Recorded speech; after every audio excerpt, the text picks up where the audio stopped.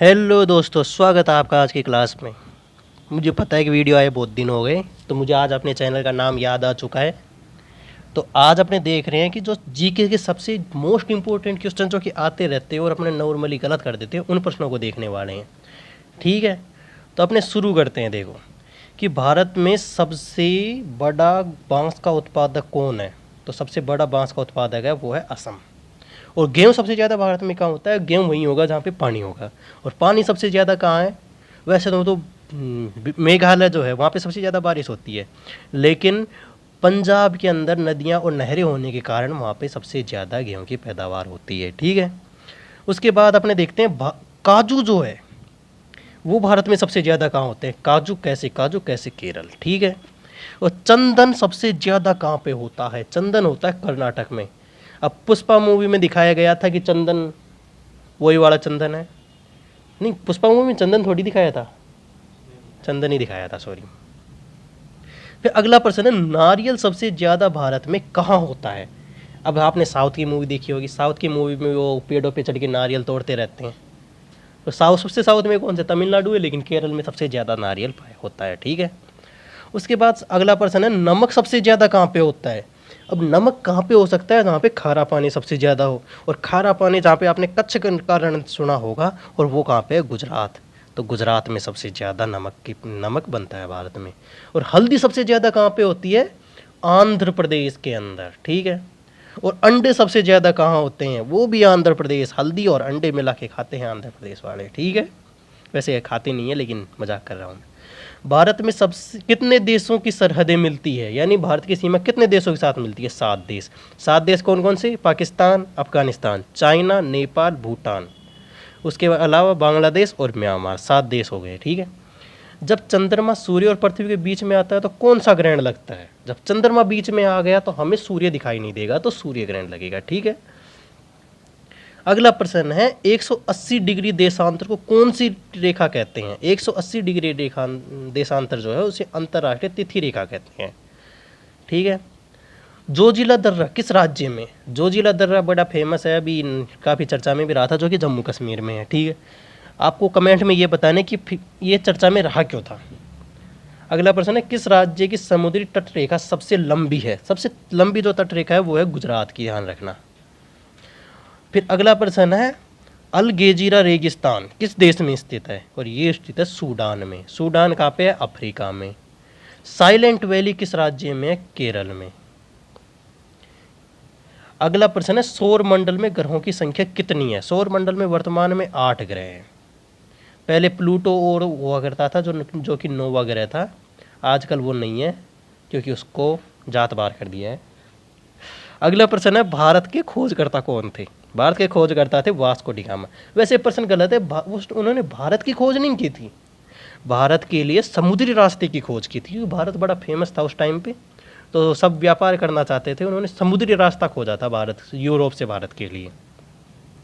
अगला प्रश्न है, थार का रेगिस्तान कहाँ है? थार का रेगिस्तान बड़ा फेमस अपने राजस्थान में है ही।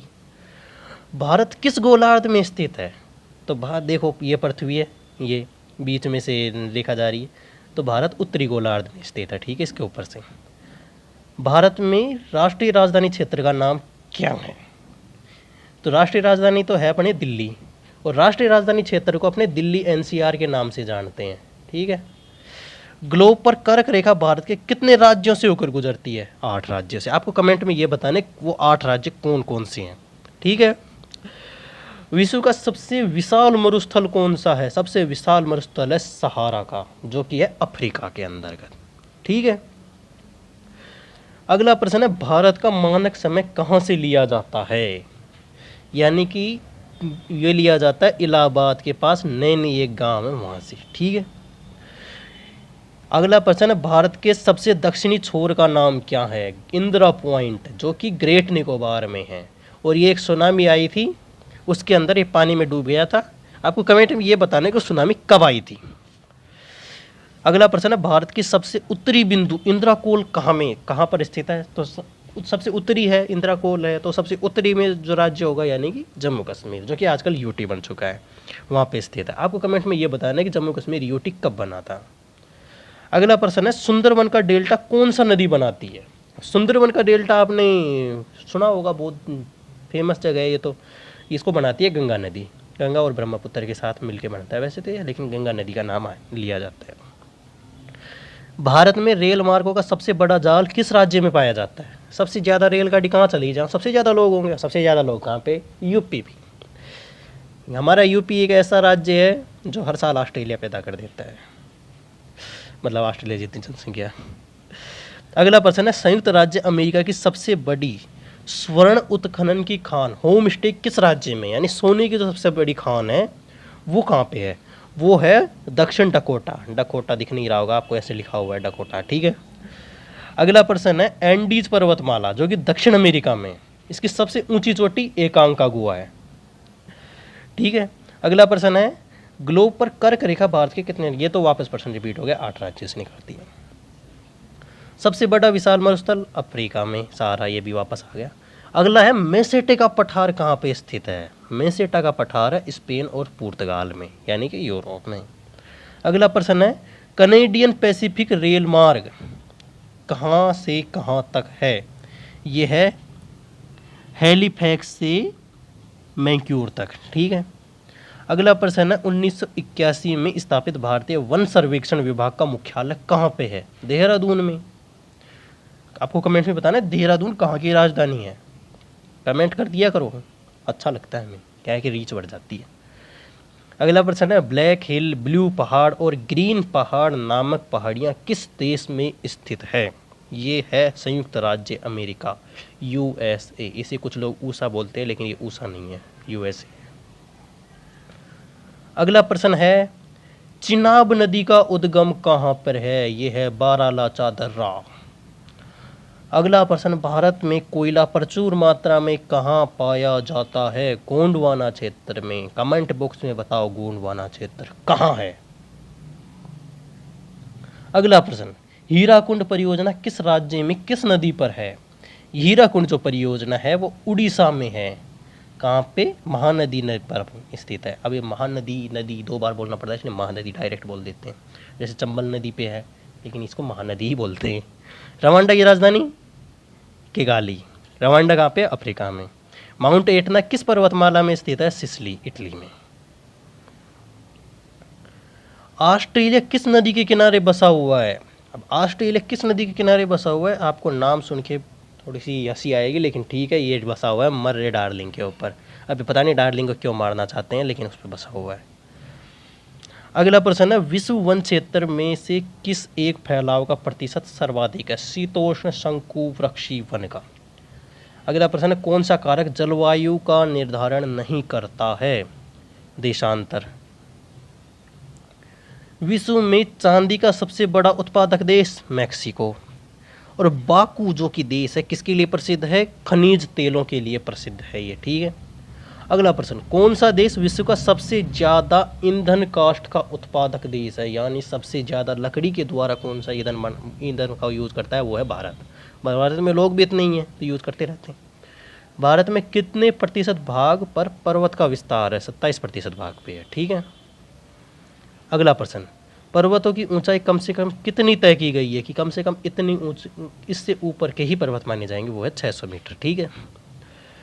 अब इसके अलावा बाद में वन लाइनर क्वेश्चन है, भारत का प्रवेश द्वार मुंबई को, भारत का सिंह द्वार कोलकाता को।